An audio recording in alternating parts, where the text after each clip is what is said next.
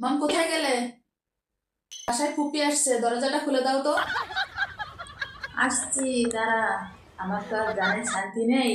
আসছি। ফুপি তুমি 7 দিনও হয়নি, তুমি আবার বাসাতে এসছো? বেড়াতে আসছো? ইরফান, আমি দেখছি। ইয়ে মানে আপা আপনি? যাই হোক, তুমি বাসার ভিতরে এসো, এসে বসো। অনেকদিন পরে আসছি, এবার মাছ মাংস না খেয়ে যাওয়া যাবে না। দেখি ওরা কি করে। মনি, তোর রেজাল্টের কি খবর সেটা একটু বল। মনি তো স্কুলে যেতে চাই না, তার আবার রেজাল্ট।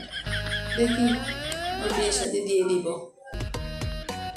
মাম, তুমি কিন্তু ফুপি আর বাপির সামনে অনেকগুলো কথা শোনাচ্ছ, এটা কিন্তু ঠিক নয়।